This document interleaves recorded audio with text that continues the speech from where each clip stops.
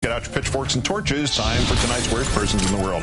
LeBron's Peggy Noonan writes today in the Wall Street Journal of EPA Administrator Lisa Jackson, quote, "The Republican Party will understandably go to town on the EPA chief who went to a New York fundraiser in the middle of the disaster." The fundraiser Ms. Jackson went to is next Friday, and she had been invited in March, and she canceled her acceptance to it, along with her acceptance to the White House Correspondents' Dinner and the Time 100 event and a European trip on behalf of the government. And Peggy, you need to start vetting those talking points they hand you, not just cut and paste them into your columns. Runner-up, an old familiar name, George W. Bush. Remember him, the 43rd president? It wasn't a dream.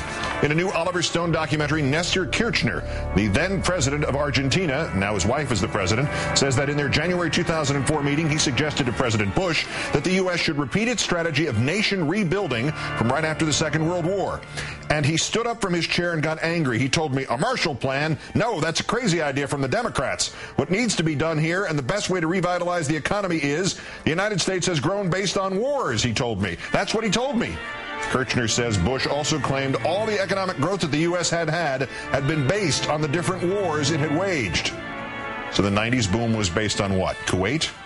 The invasion of Grenada? Is it possible Mr. Bush was more clueless than we thought? Missed him yet? But our winner, Lonesome Rhodes Beck, he done it again. The great champion of leaving people's families out of it today mocked the president's 11-year-old daughter again. Daddy? Daddy? Daddy, did you plug the hole yet?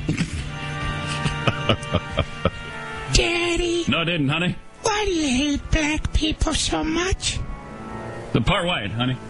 This is such a ridiculous thing that his daughter... Oh, it's so Daddy? How old is his daughter? Like 13? Well, one of them's, I think, 13, one's 11 or something. Did you plug the hole yet, Daddy? Is that that's the level of their education? That they're coming to Daddy and saying, "Daddy, did you plug the hole yet? Plug the hole." She's still smarter than you are. Remarkably, this afternoon, Beck apologized. In discussing how President Obama uses children to shield himself from criticism, "I broke my own rule about leaving kids out of political debates. The children of public figures should be left on the sidelines. It was a stupid mistake, and I apologize, and as a dad, I should have known better." Well, that obviously changes things because Beck has shown that he at least realized his own hypocrisy, and he deserves... Wait a minute! He did it again! He did the very thing he was apologizing for in the apology. Show that whole thing again, Brian. Show it.